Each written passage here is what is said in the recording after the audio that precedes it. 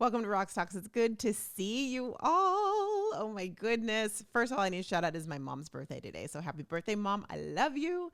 And I'll see you a little later today. How you doing? We are like literally at the end of the first month of 2024. That's kind of wild. I saw something yesterday. I hope I get this right. It actually was a little bit eerie, so forgive me for putting this out. I didn't put it out in the universe. I'm just sharing it. Okay, so 2020. You ready for this?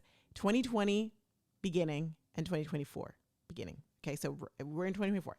In 2020, the two teams that were in the Super Bowl were the Chiefs versus the 49ers. 2020 was also election year. The two main candidates were Biden and Trump. Okay.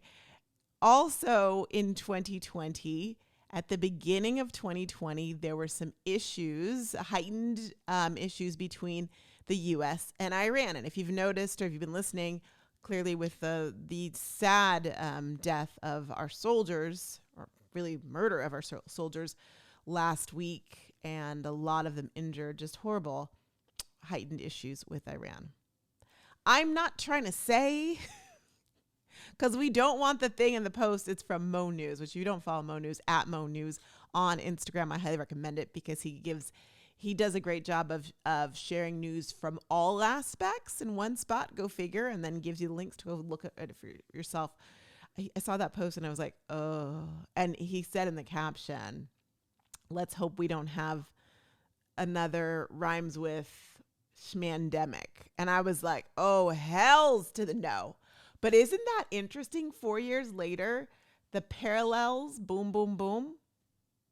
How does that make you feel? And I have to ask, if you had to do 2020 all over again, and I'm not saying that I want you to or that I want to, but if you had to do 2020 all over again, and I call it the lockdown, especially in California, we had a lockdown for a while, how would you do it differently? Or would you do it differently at all, knowing what you know now? And I think that Monday morning quarterbacking with all that is really hard to do because as we say that, and as I say that to you, realize there's always those invisible things that you did, or maybe those cautions that you did that did lead you to be okay that you would never know about, right? Almost like how there's always, some people, there's angels or special guardians around you all the time. Like there's some things that you don't even know that you didn't trip over, you did, and because you did or you didn't, bada bing. You get me? This also kind of reminds me this weekend, I went to I coordinated that wedding, and I was taking the gifts from the gift table inside. And one of the gifts looked like beaten and torn. It was like, it was a package, and literally the wrapping paper was all like ripped up and stuff. And I said to the bride at the end, I said, I just want you to know there's one package that looks tattered. I want you to know I didn't do that. Well, lo and behold, as the bride and my sister, who's the maid of honor, were talking to some guests who had driven, 8 hours. They drove cross country, more than 8 hours, I'm sure. But they were driving they're driving to get to the wedding, and they got into an accident. Their car rolled 4 times. Okay, 4 times. They walked away from the accident. God bless. And one of the EMTs was like, I'm going to the Phoenix area. I will drive you to the area, to your hotel, and drove them to the hotel the next day. And of the things that were still okay was that gift. So they picked up the gift and they're like, it's a story. We're going to do it. We're going to bring it the way we did. Isn't that wild? And the other thing is, right before that, the mother in the car had never tried Dairy Queen because, it's not everywhere. And so they saw a Dairy Queen, like, oh, let's go to the Dairy Queen. So they stopped at the Dairy Queen. They were eating, is it Frosties? No, oops, sorry. That's Wendy's. Dairy Queen. Blizzards. Yes. Oh gosh, so good. They're eating Blizzards. And so there was ice cream on the package, all the things. But it stayed intact. Isn't that wild? And you just think, if they had, you go back to like, if I had stopped, would that still have happened? Would it have happened? We could go on and on about that forever. Yesterday, I finished my closet.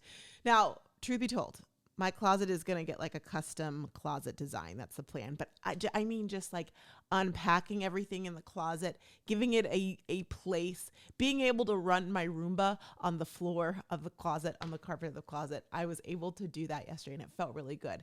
I got up in the morning and I just was like, I was feeling it. I was hanging out with y'all and I'm like, I was feeling it. And I went back later and did some more. And I really believe this might not be everyone, but for me, the state of my things is a direct reflection of the state of my life. I'm going to say it again. Like if my room is a mess, it's because internally I'm going through turmoil and mess. And there was a time in my life where my room was a mess. And it wasn't until later I realized, oh, that was like an outward reflection of what I was feeling on the inside. Do y'all ever get that? And so I don't, let me know if I've told you this before, but my office, which you only see a little part of it, there's wires and things all over it. I'd move it, but it's kind of, the tripod today is a little janky. So we're just not going to move. And Scott, whose OCD is always like, he's like, is this the day you're going to finish your office? And I'm like, no, it's not, darling. Thank you for asking. And he is just like, ah. But the thing is, and I told him, I said, listen, I figured out why I'm not there yet. And if you remember, there was a moment early on this month where I was like, I know I need to do my office, but I want to do my bathroom instead. And I started doing the office and I just wasn't feeling it. I left and I did the bathroom, like my bathroom. And I realized that the issue with it really is because I haven't decided how I want to prioritize my life, my professional life. And my office is reflective of that. So I'm feeling it more and more. I think I did tell you this yesterday. So I'm feeling it more and more. I think I have a solution. And I also was able to, with the part of my business that happens to, like this, I've got it down with y'all and whatnot. I know I'm supposed to be using thumbnails and I know YouTube is probably annoyed with me for that, but I'll get to it. Okay. Done is better than perfect. I definitely have finally figured out when it comes to doing like content creation, what the rhythm is and what my schedule is going to be. And I tried to figure this out a couple months ago. Couldn't. I've dabbled in it again. Couldn't. And yesterday it just came to me. Do you ever have those moments where I'm like, I know what I need to prioritize daily and what I need to do like every couple days a week and all those things. So I have some clarity. I'm excited to like lay that out on a calendar and be a little bit more organized because right now in this phase, I'm down for that. So that's very exciting. Okay. I also wanted to tell you, I'm going to look at my little notes so I remember because, I have a question for you. Before that, did you watch The Bachelor last night? We watched it. I have to admit, I know that Joey's like the most popular Bachelor like in 4 or 5 seasons. And I like Joey. I really do. But I'm only like casually watching it. I'm not like in depth soaked into it. And when I watch it now, I keep on thinking about the producers. In fact, I want to watch, I told Scott, I'm like, have you ever seen Unreal? And he's never seen it. Unreal it was on like Lifetime initially. And it is a show that was done and was written partially by one of the former producers on The Bachelor. So it's like The Bachelor, but you see the behind the scenes and you see how the producers manipulate the shit out of everybody. And when I watch this, I feel that. Like last night, this girl, Maria, was sitting down with Joey and they were having a little moment. And she was wearing this dress, which it was low cut and it flapped open just a tad. At some point she even it looked like she even lifted it open. It was interesting. Anyhow, all of a sudden it was a short dress and had ruffles, a little ruffle at the bottom. And she's like, you know what? I'm not comfortable. I need to slip into something more comfortable. I'll be right back. And she walks out of the room. And when she walks back, clearly out of like a set room, she's wearing a more provocative outfit, basically a bikini top, a lace bikini top. It had a little like bolero, like this over it, but it was shorter, obviously. And then a skirt. She's like, that's much better. And I thought to myself, this is such a producer thing because you cannot tell me when it's a world of interrupting. Can I have turn? Can I steal you for a second? That he was able to be with her, that the two of them were able to be together long enough to have a conversation. Then she leaves and completely changes and comes back. And he just sat there the whole time. Does that make sense to you? And no one came and interrupted. And it just made me like really keenly aware of the fact and reminded me that you don't talk to the lead on a night, whether it be a cocktail hour or like a group date night. You don't talk to the lead, or you don't get to go in there and interrupt unless the producers say it's okay or suggest it.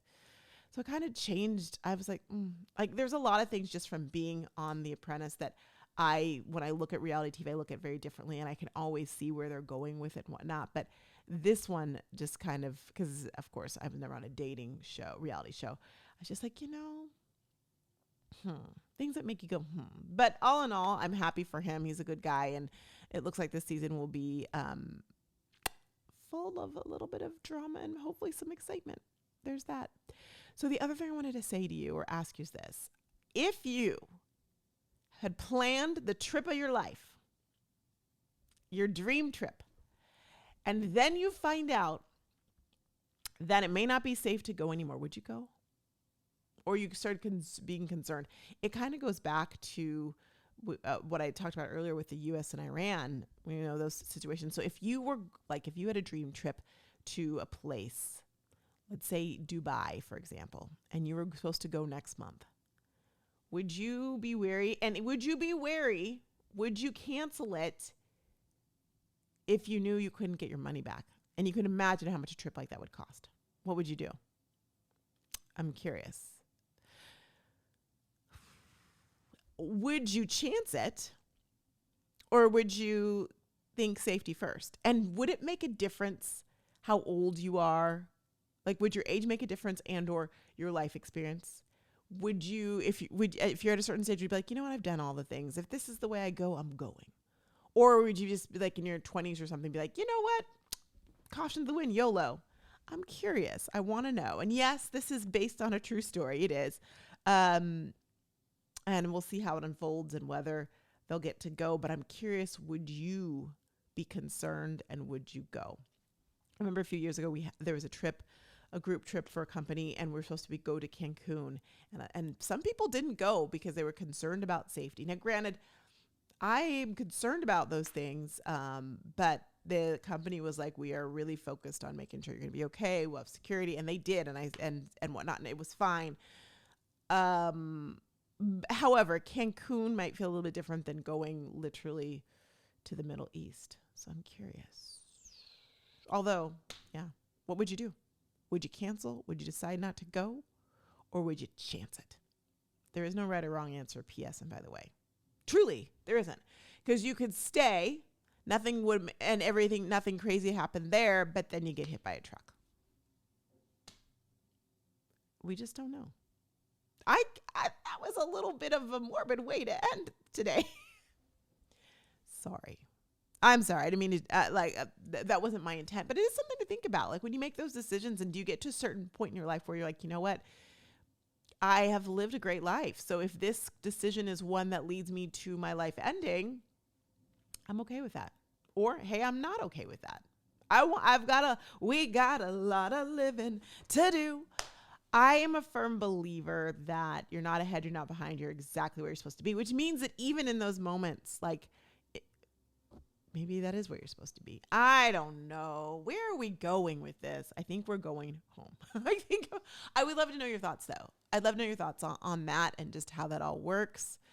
And in the meantime, I'm going to see you tomorrow. Thank you so much for watching, for listening. Thanks to all the new listeners or watchers. I appreciate you. And please don't forget to subscribe. If you're watching this, just click on subscribe on the YouTube. If you're listening to this, I promise I'll get those up on the Spotify and the Apple podcast and all that stuff very soon. Please like and subscribe so you get an alert for when more come out. Okay, I'm going to leave you. Take care. Bye. Happy birthday, Mom.